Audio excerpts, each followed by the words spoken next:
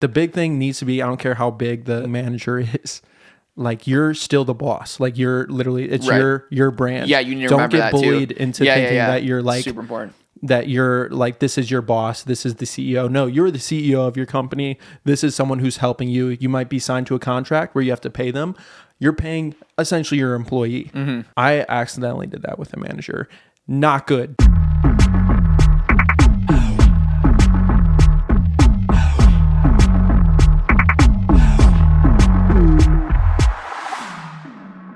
Welcome back to Broken Famous, the #1 podcast for influencers by influencers. I'm your host, SmallTownHollywood. And I'm Bryce, ProtoJ. Bryce, what are we getting into today? I feel like I start every podcast like that. So what are we getting into? I gotta get that. What are we getting into? What are we getting into today? The first time you did that too, it was genuine. Yeah, that was 100% genuine. I'm gonna start every single one like that. All right, the people love it. What are we getting into today? I died the first time you did that. I couldn't help but laugh, and I think it made it even more like awkward of an intro. But bro, I thought it was good. I liked it. Bro, do you know who the #1 most followed TikToker is currently? If I wasn't looking at our sheet, I would say it is Charlie D'Amelio. Well, you would be very wrong. Oh, sir. It's Cabby Lame, which I hope I'm pronouncing that right. I've seen his videos a ton, but have you seen him? I have seen him. You know what's funny about this is I found out through another influencer that I had dinner with over the weekend, just by chance. Wow. My cousin was in town, and she was grabbing... Who was it? We'll bleep it out. Yeah, you wouldn't even know who she was. Just say it. Her first name's Simone, but like you wouldn't even... Oh, you know Simone? Shut up. Oh my God. It's going to be funny because we're bleeping this out. Yeah, no. You would not know her, but she was the one that actually told me. And I was like, oh, no way. Because the week before that, like 2 weeks ago, I saw that he was getting close.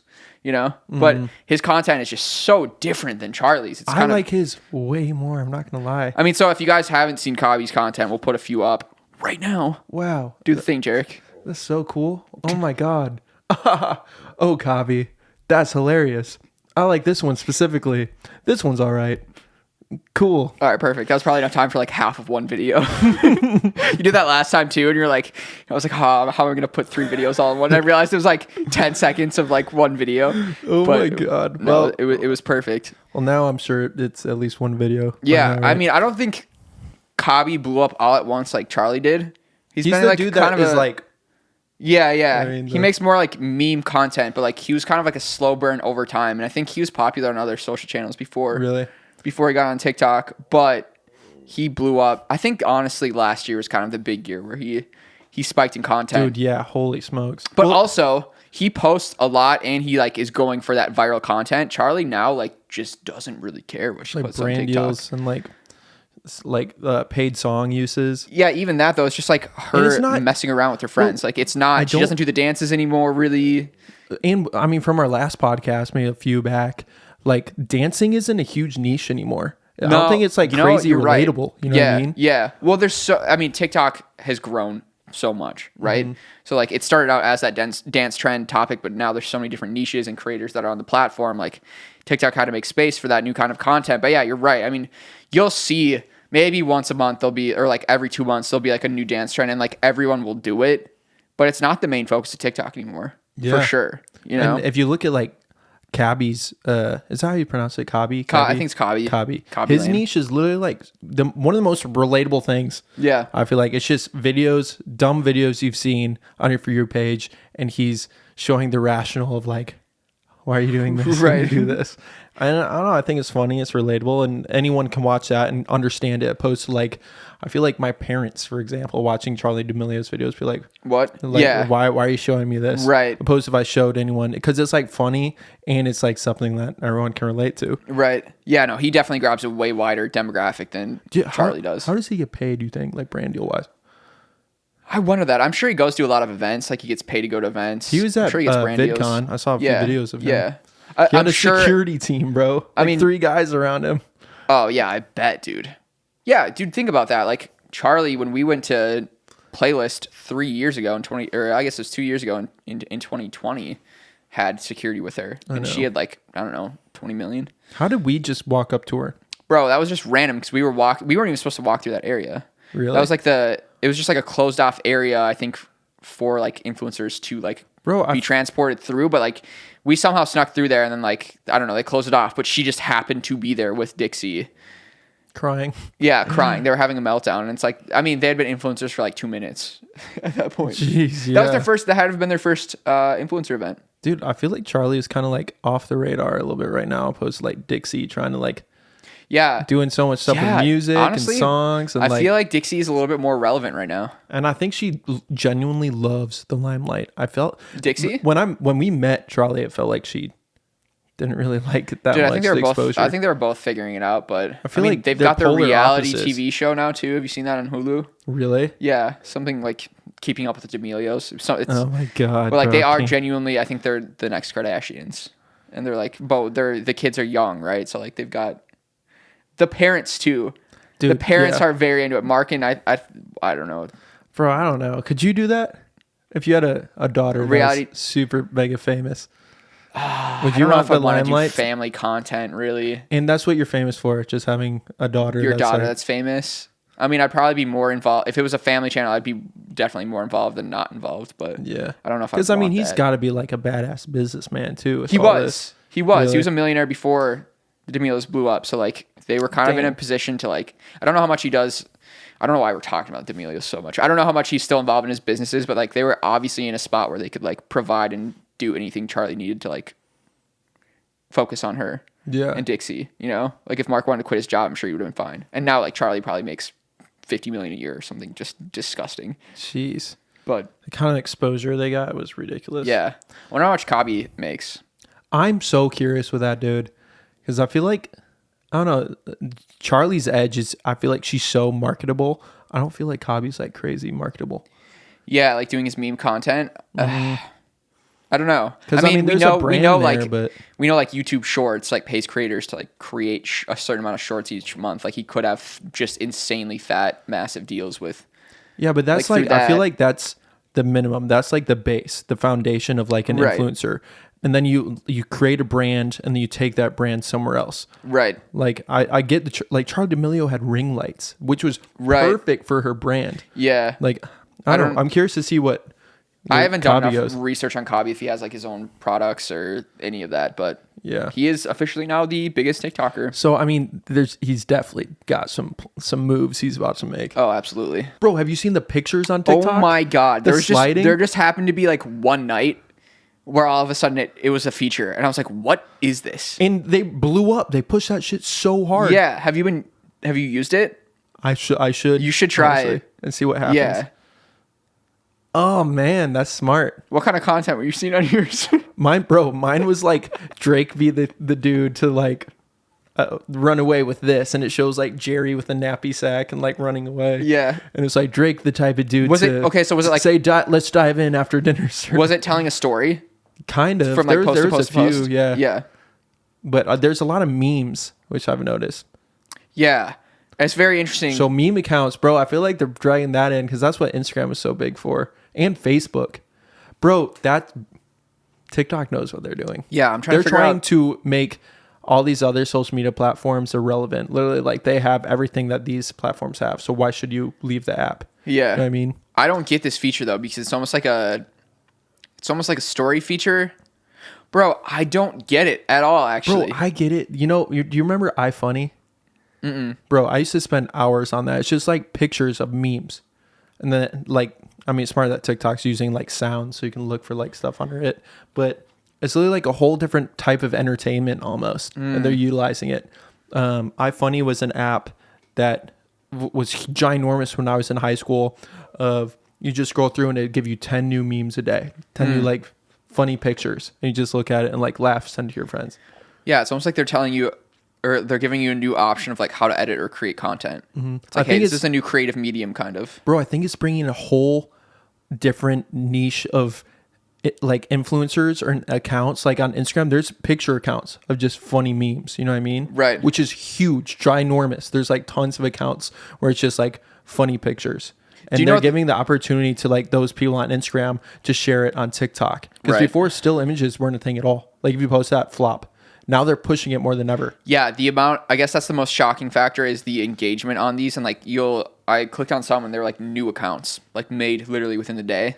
and they had like 4 posts that were using that. I don't know. Do you even know what the official feature is called? No idea. Like picture feature or something? I don't know. Dude, I think it's brilliant. They already had like almost 100,000 followers with 4 posts like within a day. I'm like, what is happening? Well, dude, we both scrolled through all the way to the end. You know what I mean? Because I was so confused, dude. And I got like 8 suggested in a row on my free page. Even if like getting used to it, I probably still would scroll if it was like the first picture was funny. And they like set it up so it's really like clever almost. Yeah. I don't know how these accounts even figured out. Bro, that's what I'm saying. What's surprising is the volume that I felt like launched immediately.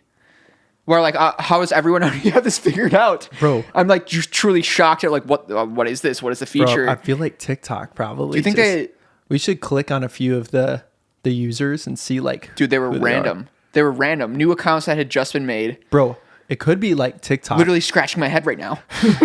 This one's a head scratcher.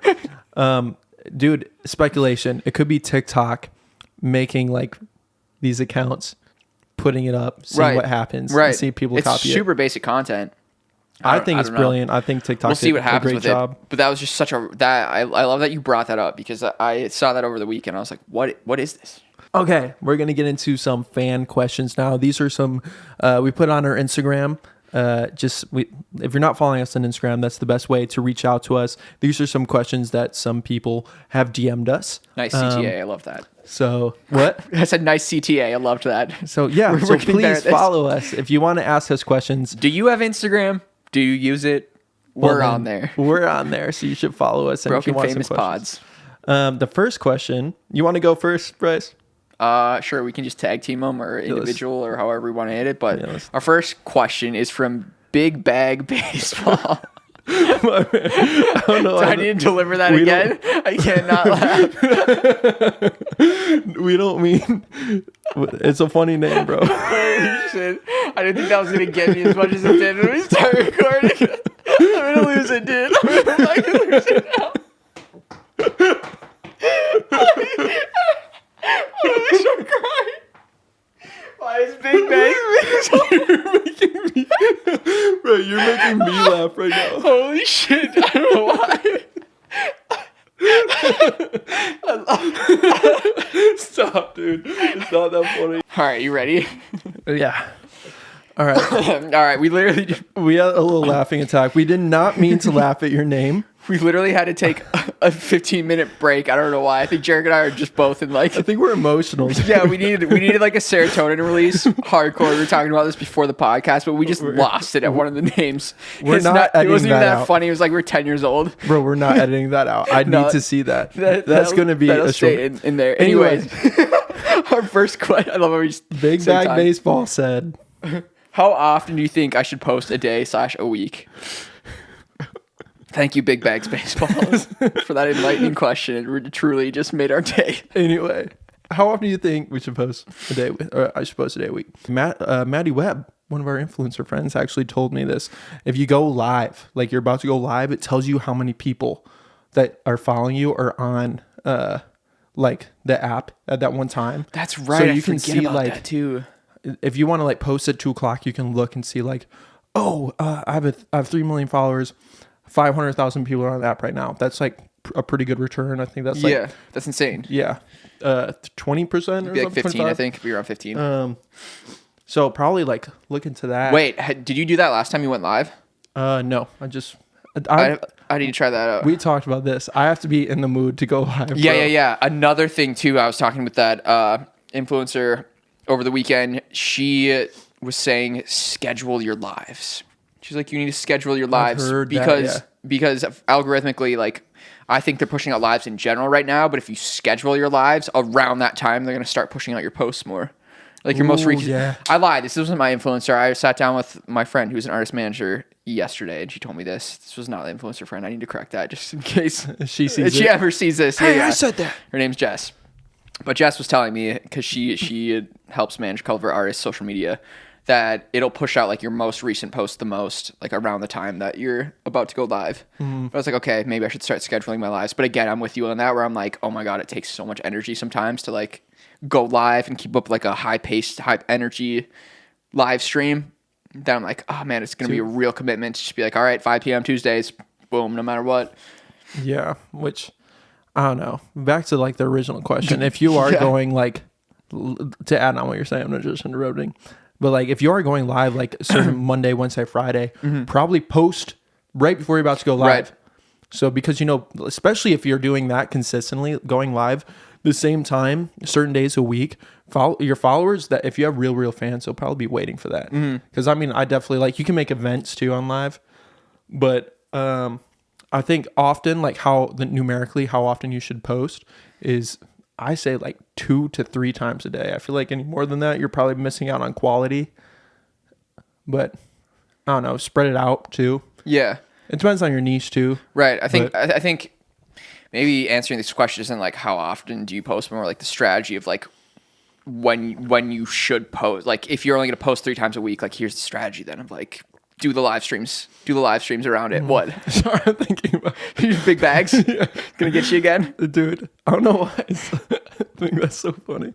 Yeah, no, I We think love your name, bro. if you can only post 3 times a week, then it's like, all right, well, you can schedule a live around that, and maybe that'll help your posts out. But I would say generally, if you can post 3 times a day, Yeah. and it's quality content, go for it. But I think there's other little strategies and things you can do that if you could only crank out 3 a week, like, all right, do some lives around it, or schedule things or whatever, this and that. For sure. I also really do think that there are some accounts and pages that are meant to literally just do 1 time a week, and it's really high quality posts. Like even with my mashups, there's times where I like post once a month. Like the December when we put out our giant mashup, I didn't post for like 2 weeks. Yeah. I was doing those little reverse hits. Right. And then I post 2 weeks later, my like mashup blows up, get 800,000 followers from it. Like look into your account and kind of like see if you've been posting like quantity based content or quality based. Like if you're doing like very personality driven content where people are following you because of your personality, probably post like a lot, like 4 or 5 times a day, even if you can do it. But if it's very much like music oriented or like something where you need to spend a lot of time on it, but it works and you get content out, yeah, once a week. I think it's based a lot on like introspection, to be honest. Yeah, for 100%.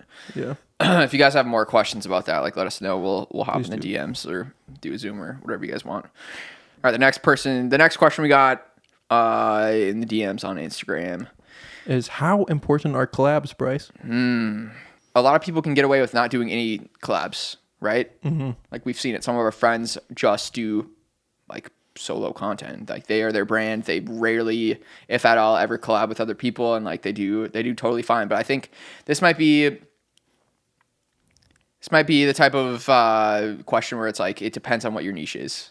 So like it's going to be very advantageous if let's say early on in TikTok you did dances and stuff like that. Like obviously when we went to Playlist Live and you could do the dances, like you were just golden. Like a general like dancer on TikTok, you were golden. Like, and so collabs were everything. That was the way you were going to grow your account, right? Because so if you're like super generic and you don't have like that branding on lock for yourself, like going and collabing with other people to like kind of get their audience's attention, like you guys kind of just like cross-pollinate engagement. Like that's a great way to grow. I feel like you could say that collabs are important for everyone too, depending on like how much access to collabs you have. Like I feel like with us, dude, when we were doing so much of this music and mashups, there's such a small amount of people that did that. Where if we found a way to get access to those people and do collabs, we would have like it would have been the next like hype house almost. Right. But the thing is like it's so easy for dancers because there's so many of them to like do collabs and kind of cross like stream views. I mean, there's that like general niche on TikTok, and like dance was one, but just in general like TikTok trends. It's like there's definitely like a standard creator of like I can do the basic trends and I can dance, and it's like therefore I can collab with 80% of TikTok. Yes, but if you have your own niche, it becomes a little bit harder. Plus, I feel like the only time a collab is, I mean, every time I feel like a collab is healthy and good, but like if you're not, oh my gosh, today's rough. Cut that out. I think if the collaboration you're doing, like you guys are both really, really small, there's nothing really like no fruition coming from it, might as well just do that by yourself. You know what I mean? I think if you want to like start branding to someone like early on, like that's fine. But like doing a ton of collabs really early on in like a video sense, I feel like you're starting to brand to that person. Like if that does well, you're probably going to have to keep doing stuff with them, and that becomes your niche, opposed to like me, for instance, if I like did a collab with someone else who already made it, like I don't know, like Kings, for example, those are two brands coming together. Because I feel like collaborations can, based off what I've seen, like get mixed up of like, oh, I think SmallTownHollywood kind of did that a little bit at the beginning, because we were doing collabs where they thought SmallTownHollywood was a collective and wasn't like just me and you. And even now, people think that it's not a ton of people, but some people think that SmallTownHollywood is a group when it's just me. So that would make sense. Yeah, that would be understandable. I feel like if you start your channel as a duo and then and then split off, that I can see how that happened. But I feel like they see so many people on my channel. Yeah, where they're like, oh, this is like a group, like a collective, like I don't know, like the Hype House. So I think you have to be careful with it because it's a great way to really brand hard, but you need to make sure you're branding to the correct thing. Right. If you don't have the branding going into it, like you might have misconceptions. But I guess the other thing I want to add about collabs is like how to approach a collab, right? And I think a lot of the times, and I feel like we kind of did this early on, like all of our collabs went on our page. There was no cross-pollination, really. Well, you know, and like a lot of people we were collabing with didn't really have that like cross-following. I guess because like in Nashville in 2019, there was really no other TikTokers that had over 1 million followers. We were kind of like probably the most followed influencers in Nashville. Well, I remember, I feel like this isn't like super off topic, but if you're prioritizing a collab because you think getting on someone's page is going to blow you up, usually never does. I feel like I've gone like some of my friends on videos that have had like 15 million views, and I blow up, I get like 100,000 followers from it, and like no one really clicks on it. You might get like 500, 600. My roommate actually got on a mashup, or no, it was a reverse it, and it went crazy viral. Had like 10 million views and 600,000, I think, likes, and he got like 30 followers from it. But I was blowing up from it. Yeah. So I think you have to make sure you're going into it of like, oh, this is helping me brand to like this person a little bit, to this type of content, and then I need to figure out my own content on my page. Right. Because I guess that's a fair point, because that makes me even think with it's like the mashup we did. Right. Is the collab to create the content, or is the collab to cross pollinate? Because it's like if you are doing it to get each other's following, then it's like, all right, when you do set up the collab, like make sure you're creating content for your page, but also their page. Like be intentional about doing both ends. Because I guess I've seen like people that their intention going in was for cross pollination, but then they didn't like say something, or they didn't create content for someone else's page, and it's like don't be afraid. My point is like don't be afraid to do that. But like I feel like in our scenario, we were kind of just going into it too of like creating good content. Like we wanted someone else's voice or like someone else's part to like, which is I think that's the way you should be doing it. Yeah. But like even with the mashup, when I put at Bryce ProtoJ on it, you got I got like 15K from that. Yeah, but I mean it also got like even with the repost, 60 million. You got views. like 60 million views. Yeah. So like that crossover is pretty low, to be honest. It was pretty low, but honestly, that was kind of shocking that I got that many. Yeah, because it is extremely low. Most people, I think, don't realize that though. Yeah. Like you were expecting that. Most people expect like, oh, I'm going to be in a video that has 60 million views. I'm going to get at least half of that. You know what I mean? At least 50%, 1 out of 2 people are going to click on my name. Right. The thing is, you have to put in all the factors like, all right, let's say they even click my name. Are they going to click follow? Right. Because there's a lot that goes in even pressing the follow button. In general, right. Okay, so like with the 60 million views that you got on that video, how many followers did you get from that directly? Yeah. On SmallTownHollywood. Wait, say that again? How many followers did you get directly from the 60 million views? Oh, bro, 800,000. Yeah. So like, literally, like, you got to think like he got 800,000. He was like, it was his page, but then I was the tag on it. So I don't even know. I can't even do the math. Like 80% would be 10%. 50% would be like, I got like 2% of the following that he got from it.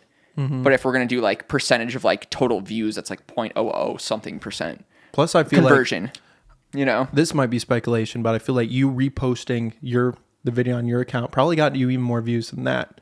Oh, well, I didn't have anything on my, that could have, I might have converted more if my account was full with like content to consume too, but even just having that on there, I feel like probably brought in more I think traffic. It helped for sure. Because that's immediately like going to your account. The next question we have, someone said, do I need a manager? What are your thoughts on this? I feel like you have a lot to say. Again, this is another like situational question, because I think, it's tough, because I think the younger you are, the more you probably need it just for like that business experience that you're probably lacking. And like in a way, I think a manager could be a mentor for you, but that is also another area where you can easily get taken advantage of, like if you are young. What do you think the age line is for like, all right, you should probably know better. I don't even know if I could give a number, but I think it's more of like experience. Like if you've been in the industry for a couple of years, you'll be able to manage yourself a lot better than like if you're just starting out on TikTok, you just blew up like 6 months ago. Like you're gonna have so many people reaching out. And like I mean, when I was doing song promotion, there were so many like new fresh managers that were like younger than me managing TikTokers. Like, so they were like early 20s and they were managing like teenage TikTokers, and like they had no managerial experience, but they saw the opportunity, and like us, they'd probably gone to like a music business school or like had contract law. Just see like like the very basics understanding of like how the industry works. And they're like, all right, well, these kids don't know any better, so I can like dress up as a manager and like give them a pitch that sounds very professional. But yeah, I think it's hard to instruct people that are very young on this. That's where I think it is very important. Like if you're going to sign a contract with a manager, having a lawyer, like an entertainment lawyer, look at it, and that's going to be expensive. So I know that's like that's kind of a big ask. But in my opinion, I think you can do a lot of things until you get a certain point financially, like without a manager. I don't really think you need a manager until you're making like maybe $500,000 a year. Honestly, even 12-year-olds, I feel like if you're a 12-year-old, like if you have a phone and you're posting on TikTok, you probably have parents that are watching it at least. Dude, and you would think someone that can at least answer emails. I feel like 12-year-olds can look and be like, oh. Dude, it very well depends though, dude. Like you don't know what their parents do, or like their family situation. I don't know. It's hard to like blanket statement this, but I guess I feel like, wait, what is the age limits for TikTok? I honestly don't really see. Is it 13? I feel like the people I see that blow up, like the youngest is like 14, 15. And at that age, I feel like you can put an email on there. If you knew how to make a TikTok account, you should probably know at that point how to like create an email and put on your account questions. Email right there. Dude, I did song promotion and reached out to like kids that were that age, and they could respond and they could do the song promos. They're honestly so there are kids that are young in their teens doing this. I think the biggest skill you need is to be able to communicate and negotiate with brands, and you're good, you know? Like that's the biggest thing that managers come in and do for their clients is just field the emails. They don't go out and get you deals. Like a good manager would have connections. They'd go out, they'd get you deals, like they'd bring you connections, stuff like that. But what I see in this space most frequently with these young kids is like just 20-year-old managers taking advantage of them, taking 20% or more sometimes of their cuts just for fielding the emails and like negotiating for them, which I think anyone could probably learn to do. But that's why I'm like, it doesn't make sense to have a manager until like they actually have like more experience and like network that's going to take you to the next level. I personally think a manager should take you to the next level. It shouldn't just be like a part of your team that assists you and like clears up some of your time. For sure. I think there's a lot of like factors, not only just age, but like if you're like 30 years old and you're blowing up, it's going to get to the point where like let's say you have no business skills whatsoever. There's three. I've always heard there's three types of managers. There's that like lower class that has no connections, but they're grinding out. They're literally doing everything possible to like blow you up, answering emails, reaching out to people, everything that you could do, but don't have time for it. That's like the lower tier manager. Then you have the big like Scooter Braun managers that have all the connections. You rarely talk to them, but they're pulling all the deals, getting you what you need that you cannot do. And you're still doing all the like basic stuff like answering emails, reaching out to people, but he's pulling in the big cash. And you want to find that kind of middle area manager that has like a few connections that's getting you to the next spot, but they're also working hard enough to like reach out because they're not like Scooter Braun yet. Right. So I feel like money is also a very big part of this, where it's like, because a standard contract, they're going to want 15% as a manager. Like things have changed a little bit too with like, it's just so tough with like influencing, because honestly influencing is so new. Like, I mean, there's been like celebrities, I guess, but in the past they've already had like baseball celebrities or music celebrities where that's their main like source of income. Now we have people who are pretty much just famous for being famous, and that's what like you're getting paid for having a platform, and whatever that is, I don't know. It's social media. Yeah, but their personalities. It's changed so much. Where like a lot of times it's based off of like a handshake and a little email saying like whatever I work on, I get 50% of, and it's a poor man's copyright almost for like, or a poor man's contract, and usually goes through. I think 15% is really, really fair if it's only the stuff they're bringing you, obviously, and stuff that you cannot get yourself. Yeah, give them 30% of that. Yeah, if you're not they bring you get deals, you can give them way more. Anything that you can't do yourself. That's why I say too, is like I don't think it makes sense to have a manager until you are making $500,000 a year, because your manager at $500,000 a year, let's say they're bringing you all of that $500,000, is only going to make like I don't know, 50 to 70K. And that's like, I mean, that's just like a step up from an entry level job. So it's like, how hard are they going to work for you if they're only making 50K a year?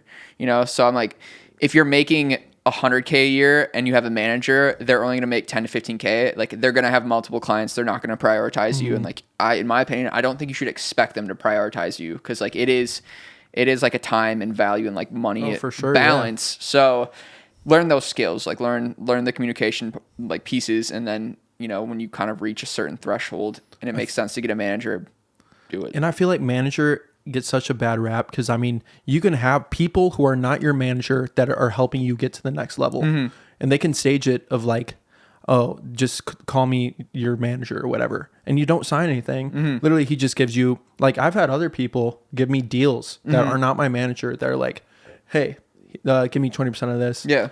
Here's this blah, blah, blah deal from this company. Yeah. So, and if that keeps working out and you guys are blowing up together, yeah, definitely like do some kind of like small agreement. I really don't think you need to sign anything as an influencer unless you get to a point where it's like, this is clearly going to take me to the next level. Right. They'll probably want you to sign. It's like it's those bigger managers that'll want you to. And dude, I feel like a huge trap is those influencer houses of they make you sign. For sure. You sign something where you get access to the house, but they take like 50% of your income, which I don't know. I guess if you're small enough where that is like the next big step, and you're only signed for like a year, and afterwards, you know, you can go to the next level. It does really depend on like where you are at specifically. Right. I think before you think of like, should I get a manager or not? You should think of like, how am I making money? First of all, how can I make more money? How can I like, I don't know, can I do this by myself? Is this easy? Right. And it's not affecting the quality of my content. Right. If it gets to the point where it's like really tough and you have too much work, yeah, that's when it makes sense. Honestly, find a friend, find someone to help you out and like blow up together. Yeah. Also, I guess just in a little bit of similarity, there's also a ton of agencies that their sole purpose, like you will sign on. It also can be handshake deals, but like the agencies will just bring you deals. Like that's their job. So like in a way, if you can do non-exclusive deals with a couple agencies, and like Maddie is an example of this. She's got a couple agencies that bring her deals. Like none of them manage her, but they all take a cut of like the deals they bring her. And it's kind of like the dream situation where versus if you have a manager, you're going to expect them to do more of like the day-to-day stuff for you. And like maybe, you know, figure out taxes or finances or like do some day-to-day tasks for you. But like an agency just brings you deals. So I guess if you can like field in everything that comes in your inbox, and then you can reach out to a couple agencies and be like, you can pitch yourself to them, or very commonly agencies will reach out and be like, hey, we want to like represent you as an agency, not as a manager. That's a solid way of them just bringing you for income as well. And that is a standard, that like should 15%. be so separate too. Yeah. It's a big red flag too if your manager wants to be your business manager as well and like do your money and accounting and everything. That is situational, but like if you don't know the person, they're coming to you and that's what they're asking for, like you know. But if it's like you find that person that grows with you and it's like you're the talent and they're behind the scenes everything, it's like maybe that's the agreement you have. The big thing needs to be, I don't care how big the manager is, like you're still the boss. Like you're literally, it's your brand. Yeah, you need to remember that too. Don't get bullied into thinking that you're like super important. That you're like, this is your boss, this is the CEO. No, you're the CEO of your company. This is someone who's helping you. You might be signed to a contract where you have to pay them. You're paying essentially your employee. And I think once a manager is like, all right, I'm going to be in charge of your money, I accidentally did that with a manager. Not good. No one should be in charge of your money except for you. Yeah. I don't like, if you're underage, your parents can help with it. Right. Maybe if you trust them enough. Right. But like, you definitely need to get to the point where you're in charge of your own money. Yeah. There are specifically business managers just to handle your money too. So Yeah, it's like you could have a business manager Their and a objective manager too. It's like, hey, Right. I'm getting paid this much. It's usually like 10%, I think, for literally keeping track of everything and telling you you're spending too much money on this, blah, blah, blah. A manager who is subjected to getting paid like outside of that is like, that's scary. Especially, oh dude, yeah, I have some horror stories, but I think we should wrap up. Yeah, I think it's good. Sweet, guys. Well, if you're not following us on Instagram, make sure to go follow us. If you have any questions, like the questions that we just read off, go on our Instagram, DM us. I also put up a bunch of questions, or like ask us questions on my story, and I'll put that in here for next time as well. Anything else? Bryce boy. Hope you guys got a nice little serotonin release like we did this episode. Thanks, Big Bags Baseball. Big Bags. Bro, I love you, sir. All right, well. All right. Boom.